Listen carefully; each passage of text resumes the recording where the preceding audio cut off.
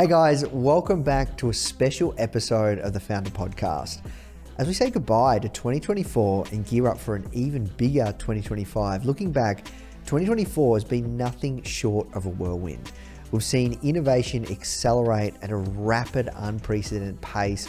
AI is transforming industries, market dynamics have been unpredictable, and founders everywhere are navigating through this exciting yet challenging landscape.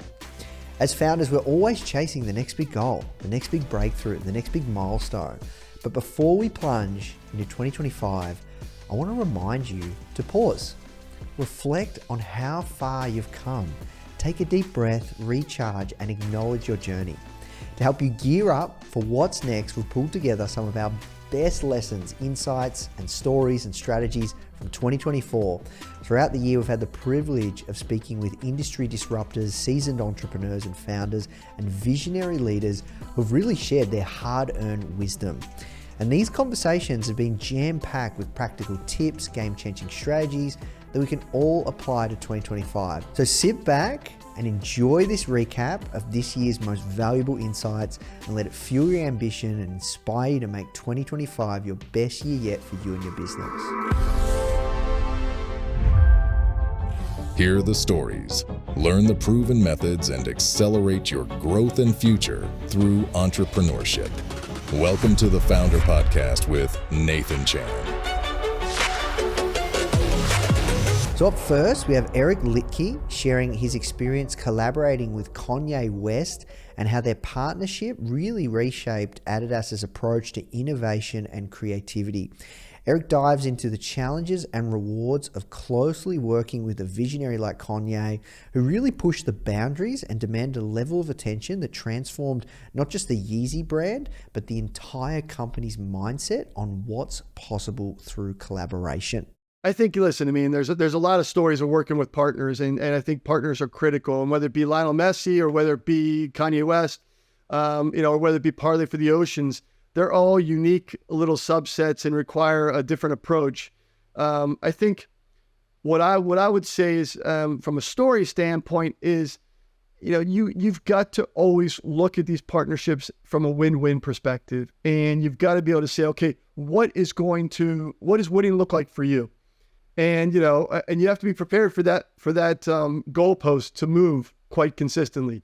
And, Kanye demanded a certain level of attention, which I was happy to provide that with. And so he didn't like being delegated down into the organization to do stuff. He's a creator, he's a maker, he's a thinker, he's a doer. He required the highest level of attention. So usually he would seek me out on a Sunday evening in German time when he was getting up. So you'd typically be around Sunday, dinner time, you're settling down, okay, you're getting ready for the work week, and the phone would ring, and my wife would look at me, and I'd look at her, and she'd be like, "It's Kanye, isn't it?" I'd be like, "Yeah, I'll be outside for another hour or so." So, he wanted to talk, and I think that's part of the commitment you need to make to doing these big brand partnerships, is giving yourself accessibility to these individuals, because they need to be heard, and you need to be going into that as an opportunity to be heard. And some people say, "Oh, it's Kanye. Like, you're either crazy to talk to that guy because of what he stands for." And this is before all of the horrible things he said come out about the Jewish religion and the people. But I think he was always having things that he wanted to talk about, and they weren't always the most flattering. So it took a little resolve to make yourself accessible to that every Sunday. Was that hard, like working with him, and like did he burn you out, or? Yeah, I mean, he was an interesting. He's a creator, right? So to me, he taught us a lot about how to create and how to never compromise and never be done with things, and never settle for something that we've done before. So I think his attention to detail, his focus on consumer, and his ability to redefine what's next were certainly inspiring.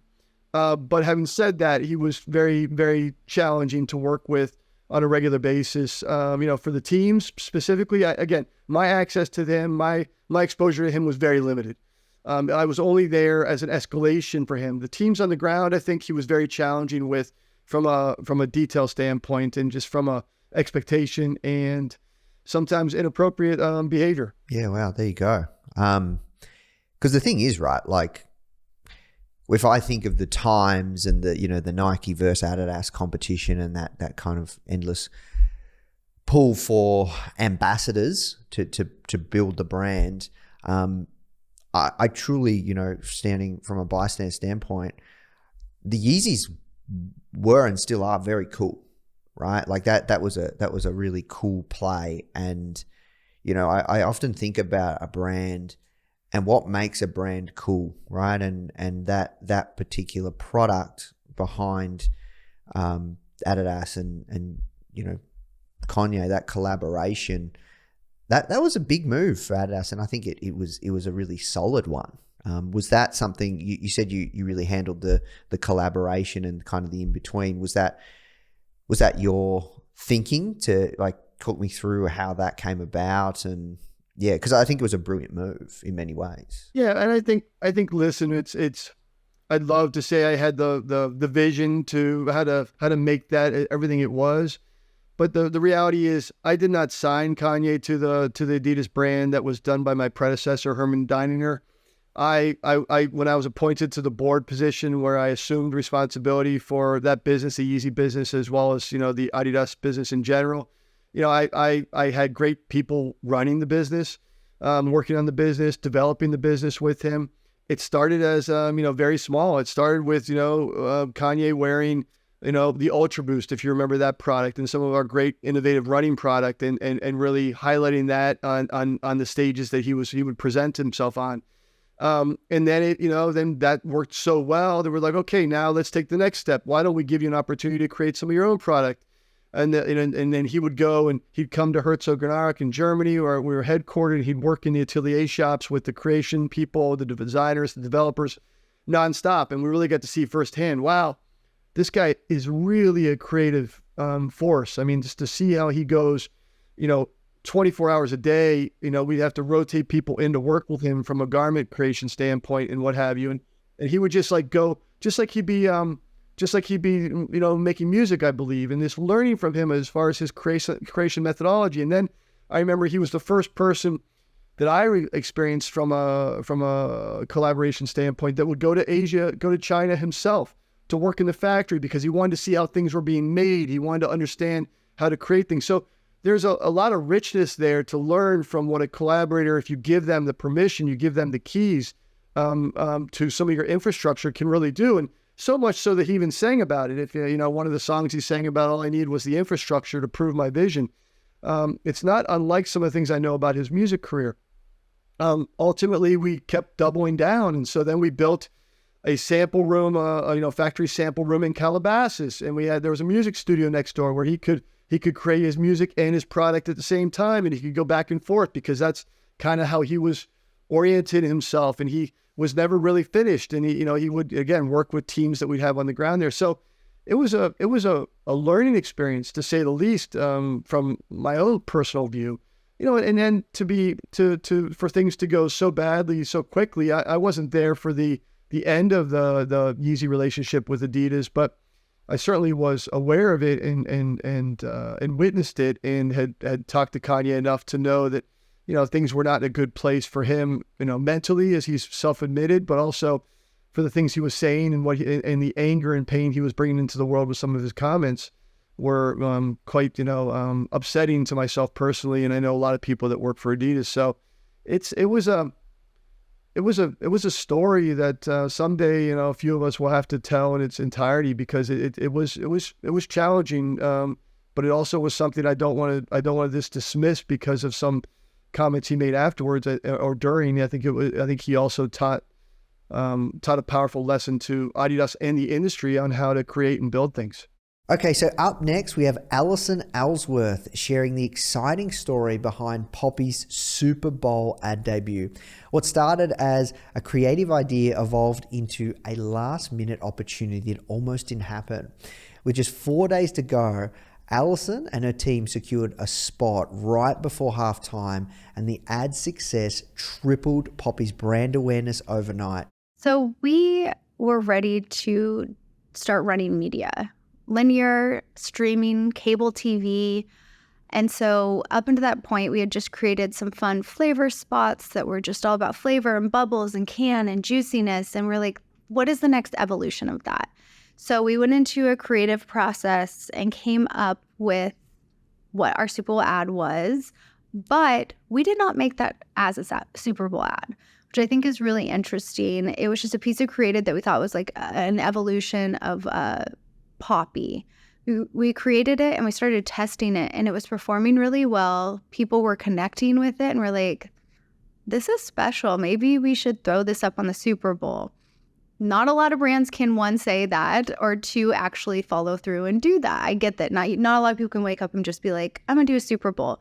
But we just felt with the brand and our community and the momentum and our growth, it was like our moment and our time. Well, there was a problem. We couldn't quite find a Super Bowl ad. They were all sold out. So we started calling around like crazy. I was part of this group, found someone, sent emails. We ended up, anyway, someone called us, like, hey, we got a Super Bowl ad for you. This was 4 days before the Super Bowl. Oh, wow.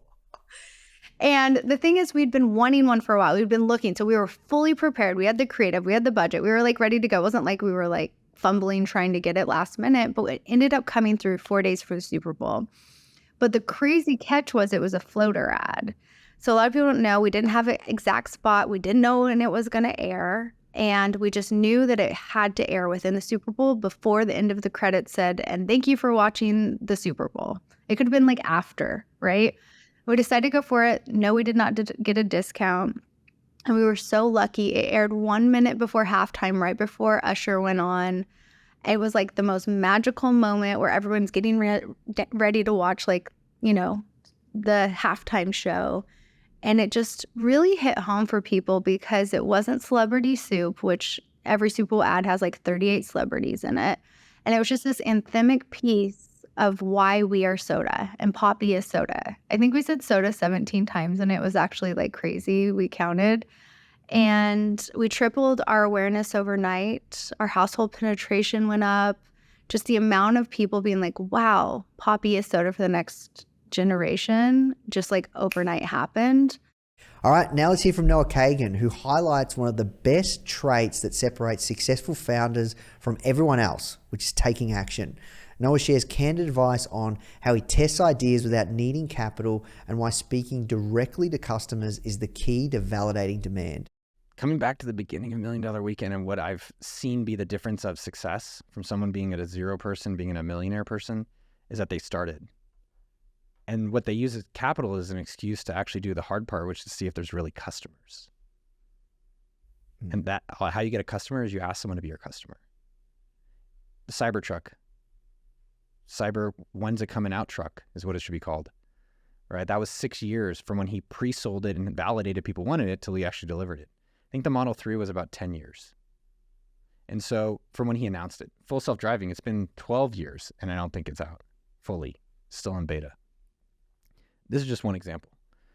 And so the reality is, how do you see if people actually want something before you go and invest a lot of time or even get investments? So I built AppSumo without investment.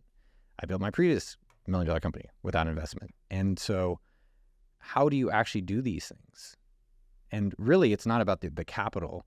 And coming back on a side comment, you said, well, you know, you guys are maybe tech bros. Like, yeah, I was very fortunate to work for Mark Zuckerberg. I was very fortunate to be able to be around Peter Thiel and be around like literally the elite, you know, not whether the separate of politics, just like elite thinkers in business. And so be able to learn from them and then be able to apply it and kind of teach it to, you know, I live in Texas, to the rest of the world outside of Silicon Valley. And I was talking with Justin Mayers. Do you know Justin from Kettle and Fire? Yeah, he and I have gone up and back on email. That guy's a beast. That's a big company, Kettle and Fire. Dude, yeah, I think it's like $100 million business selling soup. Yeah. And I remember asking him because he interned at AppSumo.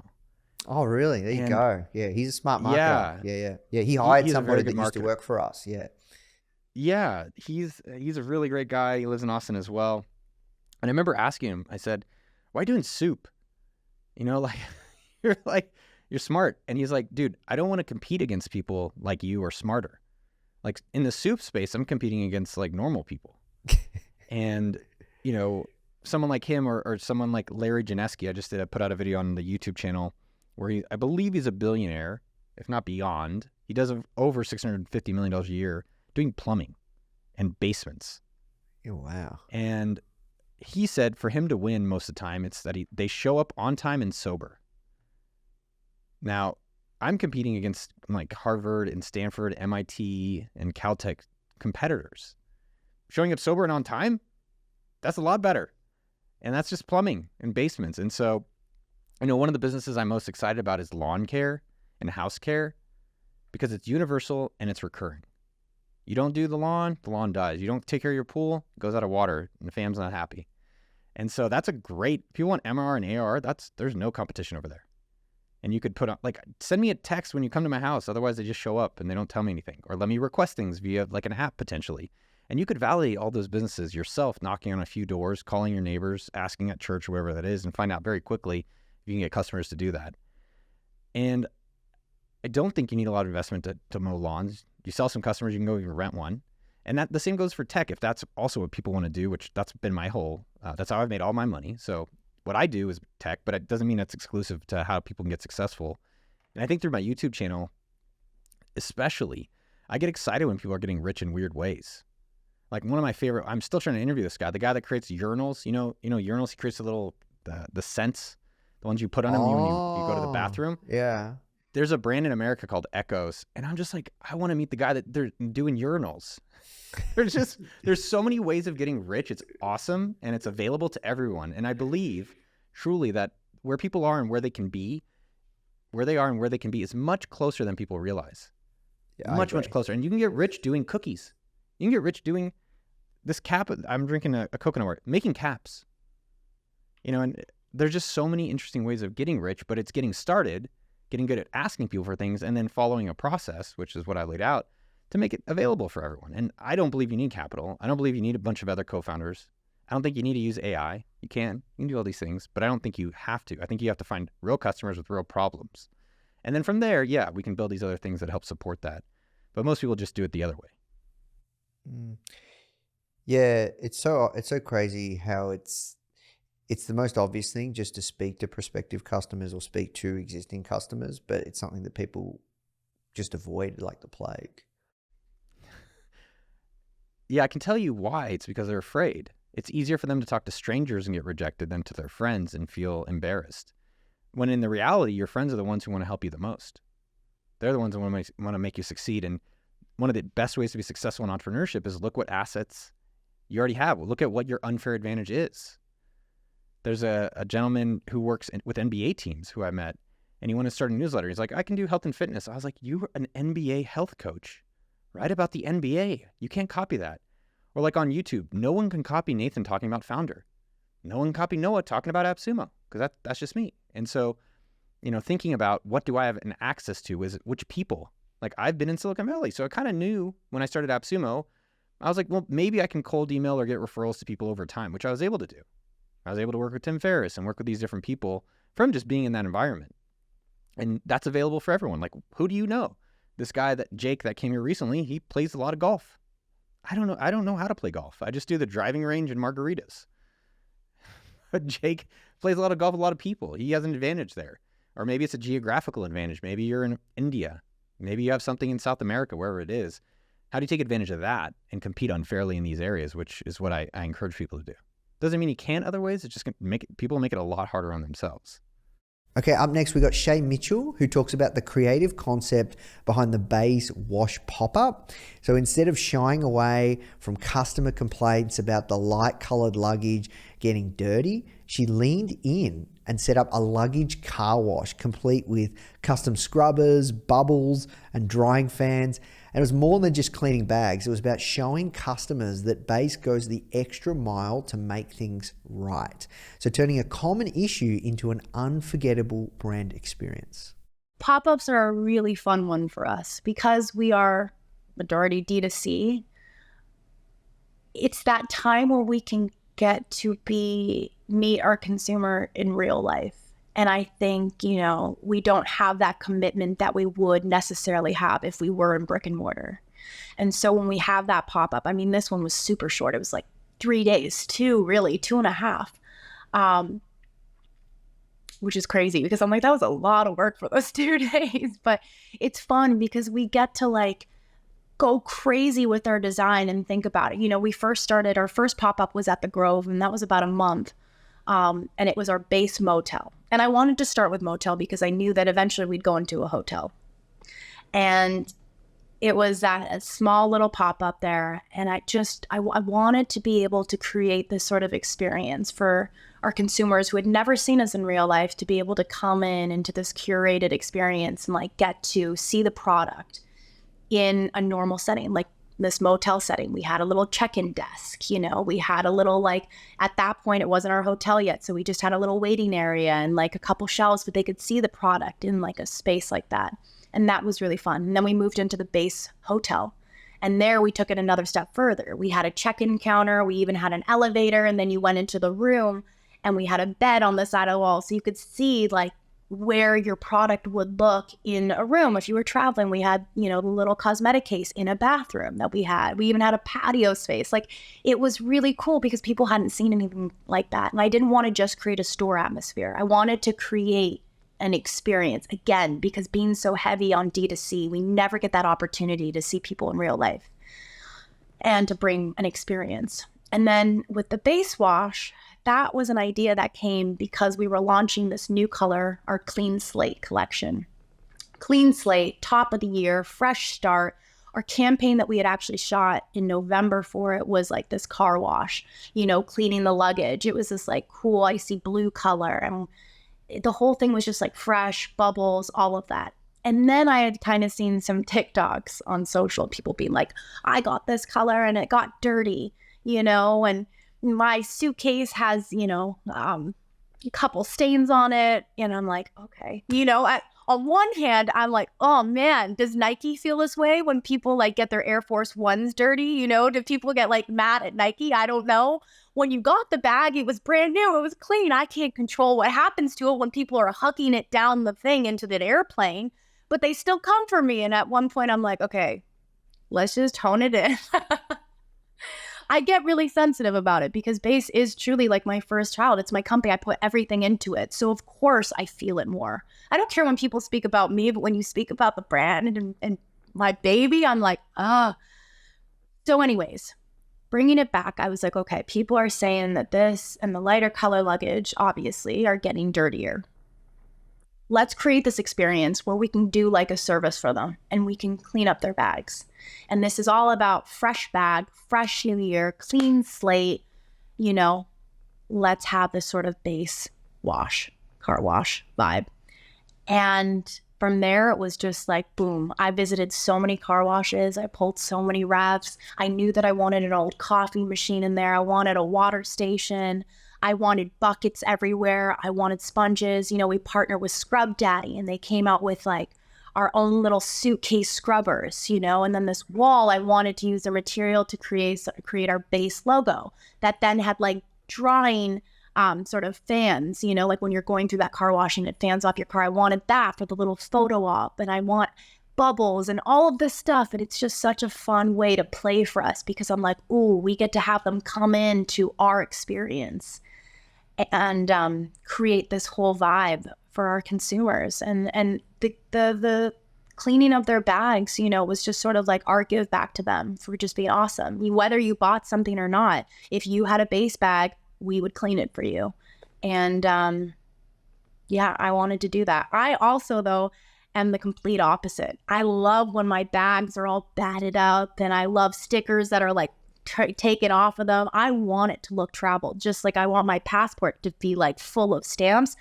I feel that way about my suitcase, but not everybody does. So for those people who don't, we cleaned it up for them. Hey guys, I really hope you're feeling inspired from today's interview. Now the truth is, all successful e-commerce founders started from zero, with a spark of an idea and a whole lot of determination. But let's be real, building or growing an e-commerce business is no walk in the park. And that's where Foundr Plus comes in, which I'm really excited to share with you. It's a culmination of a decade worth of work at Foundr. So if you're feeling stuck in your e-commerce business, you're lacking confidence to move forward, or you're worried about making costly mistakes or not knowing how to grow your business, Foundr Plus is here to support you on your journey. You get access to a customized learning pathway with proven frameworks from successful e-commerce founders for fast results, incredible programs, a supportive community, weekly live mentorship, exclusive savings on startup tools, and 24/7 real human support. Try Foundr Plus today for just $1 for 7 days so you can accelerate your business goals. Visit foundr.com/start $trial or click the link in the description to claim your trial. All right, now let's jump back in the show. All right, up next we've got Alicia Scott, who shares the story behind her brand's name change and how a trademark dispute turned into a blessing in disguise. So she opens up about launching under the name Skinny Dip Cosmetics, receiving a cease and desist letter shortly after, and really how that experience led to the birth of Range Beauty. It's funny because initially the entire theme, the name was completely different. So we were originally called Skinny Dip Cosmetics because I loved the idea like skinny dipping. You're at your freest moment, right? And so that's how I wanted you to feel. Even though it's makeup, I still wanted you to feel free. I wanted your skin to feel free as if you weren't wearing anything, like skinny dipping. And so that was our initial name. And, you know, we were very quote unquote girly. So lots of pinks and glittery and all of that. And our first initial order came under that name. And it came when we added our website to our social media. So I had a landing page with a wait list. And so once the page went live, those people who were on the wait list were notified. And so, and we were also hosted on Squarespace initially. So our first order came through Squarespace and we operated under Skinny Dip. I believe I maintained it live for a month before I was sent a cease and desist by what's called Skinny Dip. It's a company out of London. And they actually started off with phone accessories, and then they went into fashion, I believe, and then they launched their own makeup line. And they emailed me, and my little self, they emailed me and said, hey, you're infringing on our trademark, so we can go to court or you can shut down. And I realized, oh my gosh, like I'm so small, I didn't even, it's fine. So I shut down. And that's what led me back to the drawing board and how Range was actually born. So this is an interesting experience because I had something similar happen to me in the early days Foundr. So when I started Foundr, it wasn't called Foundr. It was called Key to Success magazine. And we were sued by a big business magazine out of the States, one of the biggest ones. And for trademark infringement, they didn't send us a cease and desist though. They lodged, proceedings. So I got a FedEx package basically saying that I needed to appear in Dallas, Texas on this date for trademark infringement. And this was the first 4 months of starting Foundr. And I remember waking up in the morning and receiving that letter and being like, oh my God, and just like was so scared. And I'm like, I remember speaking to my mentor at the time and I said, I'm so scared. And he's like, what do you like? He's like, do you have any money? And I was like, no. And he's like, well, because I was scared I was going to go bankrupt. And he's like, well, do you have any money? And I was like, no. And he's like, well, what does it matter then? And yeah, it's a scary feeling, right? It was scary because I remember getting it and I do recall ignoring it at first because I'm like, that's no. And back then I did, obviously it was my error not, I filed for my LLC, but I didn't look up to see, okay, is this trademarked? And then I was thinking, well, I spell it this way and you spell it that way and I'm doing this and you're, so then I can't be infringing. And they kept sending emails and said, okay, we can take these to court. And I remember I sent off an email, I'm like, I'm a small business. I'm just getting started, for you to come at me this way. But, it was fine. I think I was fortunate where at the time I was hand labeling bottles. So I didn't do a run where, let's say I had bottles printed with the name. But at the time I did have boxes. I had outer packaging with the name that just went to waste. Obviously the website our social media, like going through the process of changing everything. But it was scary. And at the same time, it made me feel, am I doing something that landed me on your radar enough where I have barely launched at the time our social media was very much buzzing, I will say. But it did give me that little, what did I do that would land my small brand on your large, because they were sold in Topshop, they were sold, in all these different stores in the US as well as their UK presence. But it did make me feel like, okay, there must be something that you feel a little threatened by maybe. So Yeah, no, that's awesome. And I don't know about you, but my experience was it was a blessing in disguise, because then that's how I got the name Foundr, right? Mm-hmm. Exactly right. It was absolutely a blessing in disguise, because even at the time, our tagline was clean beauty for the forgotten shades. And I was nervous to really push our story of being for acne and eczema prone skin, because, we're in an industry where flawless skin is pushed, and we're in an industry where conventionally pretty is pushed. And so even though it was our benefit and everything, I was just like, oh, let's focus on being clean beauty. Let's focus on saying we prioritize deeper skin tones. But it absolutely was a blessing in disguise, because Range Beauty, like coming up with that name, the whole rebrand that we did, like our packaging now and our branding now and our messaging now, we needed that to happen. Yeah, it's such a great story. Thank you for sharing. Just lastly on that, did you ever think about giving up when all of that happened? No, I think that was another blessing, was that, God forbid, I was 5 years in under Skinny Dip and they sent me that, for them to send it. And I honestly, like I say, I believe it was 1 to 2 months. It was very shortly after we launched. And even though I was upset about the waste of money, again, on the outer packaging and things like that, it wasn't a large run though. So it wasn't, oh my gosh, I have thousands and thousands and thousands of things with Skinny Dip on it that I now have to discard.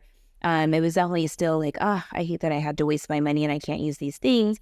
But for it to be so early on, that was where I was fortunate. All right, up next, we have our man, Guy Kawasaki, reflecting on his time working with Steve Jobs. He shares a crazy, fascinating story about being put on the spot by Jobs and the critical lesson that he learned about honesty, preparedness, and the difference between mission-driven and egocentric leadership. One day I'm in my cube and Steve Jobs shows up with this stranger. And he asked me what I thought of this product. And I told him, Steve, it's a mediocre product, mediocre user interface, doesn't really take advantage of the Macintosh graphics and capabilities. And I just basically ripped on the product and the company. And after that, he turns and he says to me, I want you to meet the CEO of the company. So let's just say Steve completely set me up. But there's a lot to learn from that story. So number one is, you better be well informed when you work for someone like Steve, because I guarantee you that he probably thought that product and company was crap too. And so if you had said it was great, Steve might have fired me on the spot, because it would mean that I was stupid and he did not tolerate stupidity. And so you should be thorough and you should be prepared, and you should also be honest, because if you had tried to hedge that answer, you also might have been fired. So, let's just say that when you came to work in the Macintosh division, you had to prove yourself every day. That's what life was like. Now, many people, they've heard the stories and seen the movies, etc. And they all think, what an asshole to work for, how terrible. But I tell you, I am where I am because of Steve Jobs. I don't think I would have progressed in my career nearly as much without that experience. I've come to look back on the toughest coaches, toughest bosses, toughest teachers, and I've come to believe they teach you the most. And, there's a very important lesson in the categorization of assholes. So there are assholes who are mission-driven assholes, and there are assholes who are egocentric driven assholes. So the egocentric asshole is all about me, myself, and I. Am I not brilliant? Am I not the best? Am I not the greatest? And then there's the mission-driven asshole. And the mission-driven asshole only cares that you create a great product or service, and you create customers, and you make customers, and you please customers. And nothing's going to stand in the way of that mission. That's the kind of mission-driven asshole that Steve Jobs was. He was not the egocentric he was not the egocentric asshole. He was the mission-driven asshole. So all you entrepreneurs out there are listening, I'm not saying that you have to be an asshole, but you have to be mission-driven.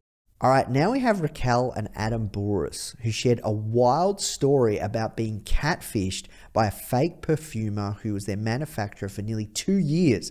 From a fake lab setup to deceitful contracts and inflated prices, they recount the moment they realized something was off and how they eventually uncovered the truth.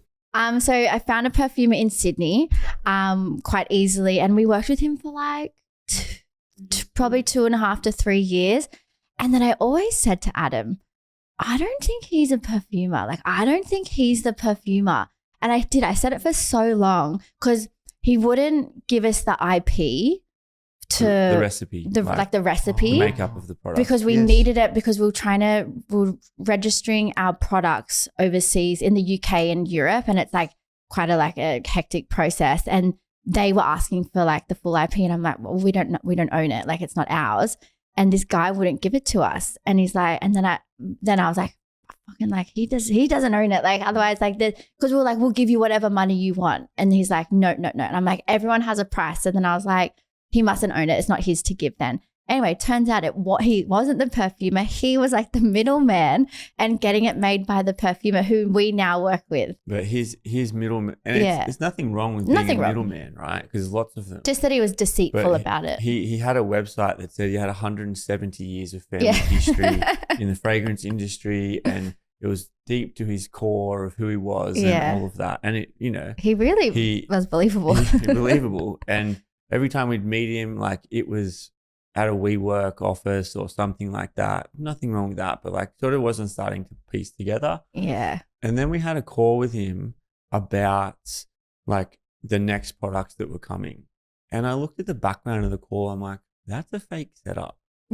Like he had he had a lab coat on. So the girl had a lab coat on, and she was walking around this like circle table with like product displayed all over it. I'm like, because we started thinking about like, this is not adding up. This is not right. And then I'm like pausing the video. I'm like, this is bullshit. Yeah. So we got off the call and we're like, something's fully up with this. Mm. And then obviously we get lots of people reach out to us, throughout the process once they see the brand. Like suppliers and stuff. They're like, we want to make your fragrance. We want to make your fragrance. And you never want to sort of disrupt that product because it's fragrance and it's so like, important that it stays the same all the time. Mm. So we say no to all these people that reach out all the time. And then one guy just was very persistent, and he sent an email. He sent a DM to Raquel's personal page once, and he said, and at the time we're having a problem on quality control with Nomad, our bestseller. And he messaged Raquel and said, I know what's wrong with Nomad. And like, obviously no one knows. Can you please call me? I need to speak to you guys. And we were like, I was in a meeting and I said, I stopped the meeting and go, Adam, this guy makes that fucking perfume. I know it. And he did. I called him. I was on the phone to him and he told me everything. Like our other perfumer, I just nearly said his name, our other fake perfumer. Because we would get emails from like Sylvia, Amanda, like all these different people. They were all him just on fake emails. Yeah. So it was just him and his, and he was like charging us like triple the price. And he was, actually, now that I talk about it, it's very angry at him. Yeah, he was dictating like payment terms and things with us, even though those terms weren't what he was being provided by our now perfumer. Yeah. We had to pay up front. Every time we would launch a new product, he would say, it's just more expensive because it's a new product, even though it wouldn't need to be. And he would say, I've got to source ingredients from Dubai and from all of these magical places around the world that just didn't simply exist. So for the first 2 years of Who Was Elijah, Catfished. we were catfished by our supplier. And the product was still good because it was getting made from The good person. the good guy, Yeah. but just the way it was being filtered into us, like the payment terms were terrible. He was hard to work with. I had to just be super patient and just be like, well, this is our product. I'm just going to have to deal with this guy because I don't want to stop it now. Yeah.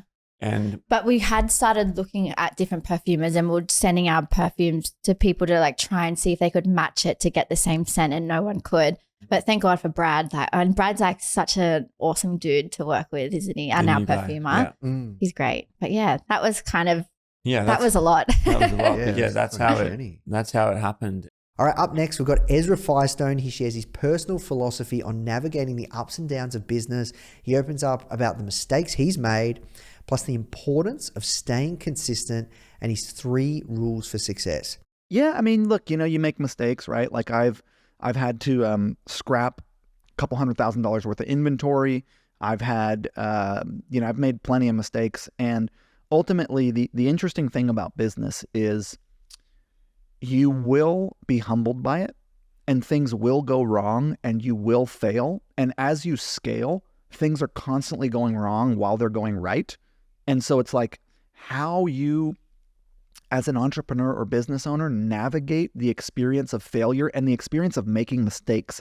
And then if you torture yourself and beat yourself up about the mistakes, then you're not in a, like if you're trying to fix a mistake in a mistake mindset, you're not going to be successful. And so learning to like accept that as part of this, you make mistakes, you fail, things go wrong, and your job is to show up every day with a positive attitude and do the best you can and take the next step in the direction of your goals. And if you just do that, if you keep positive and keep moving and do the next thing that you can do, you will be successful, because it turns out it is a longevity game. It is a marathon.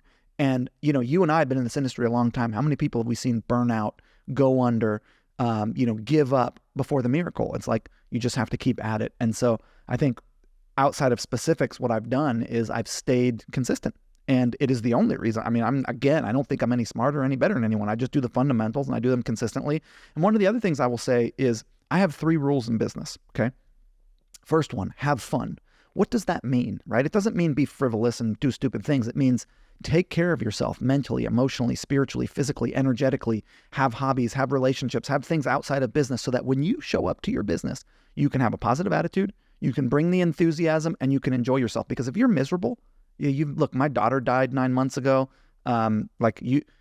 You are going to miss the point of this game that we call life if you're just not having a good time. So, and by the way, if you're having a good time, it's compelling and people want to come hang out with you and they want to be with you. So number 1, have a good time.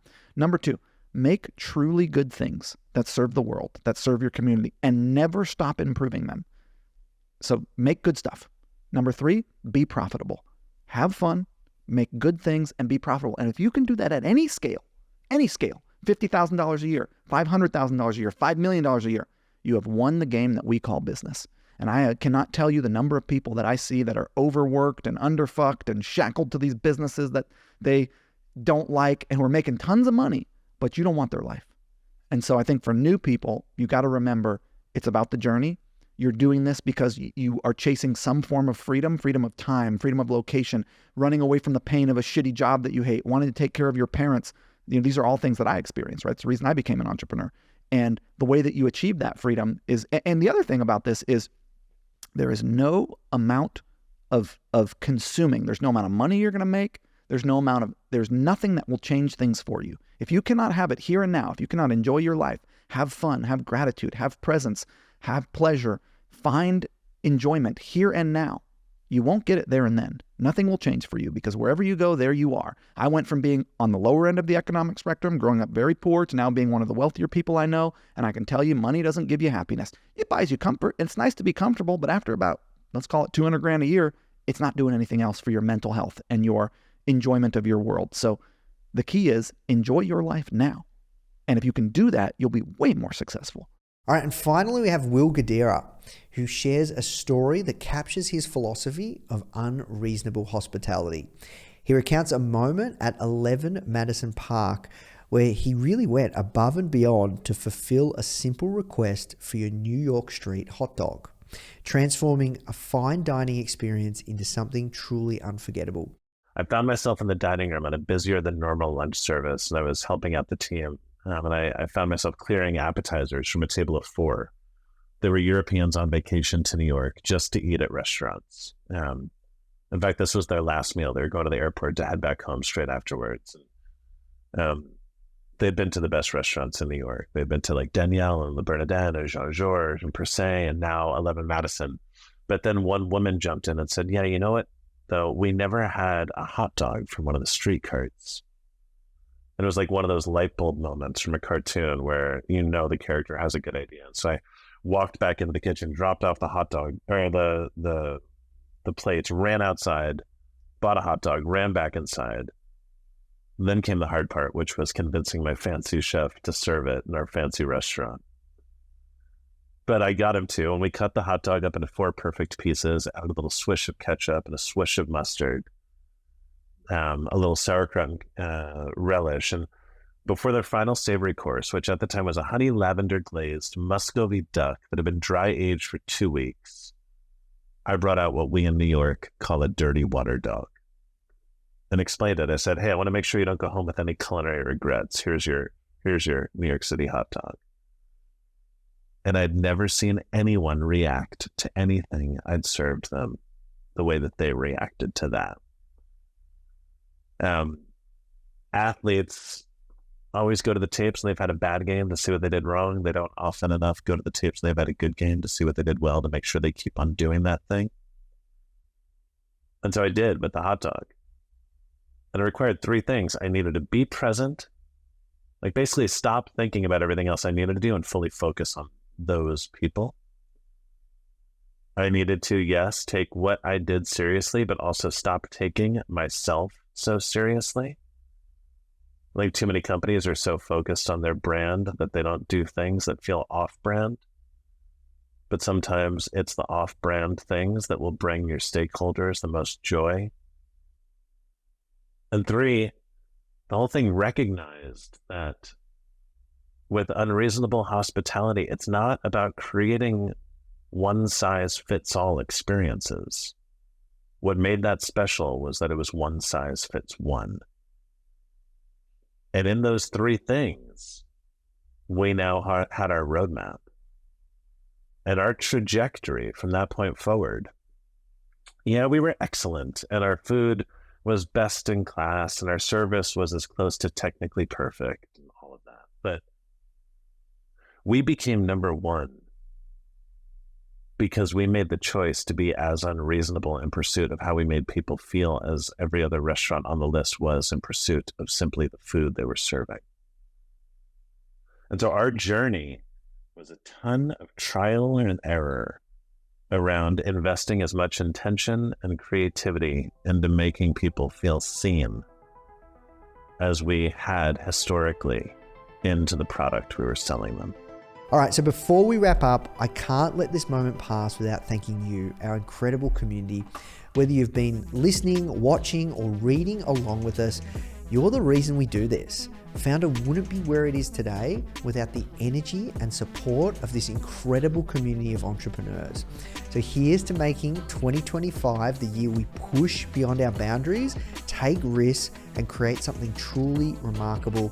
I can't wait to see where your journey takes you, and I'll be right here cheering you on every step of the way. Thanks for tuning in, and I'll see you soon. If you love this episode, make sure to check out my interview with Emma Greed on how solving a problem she was so passionate about led to the creation of Skims and Good American.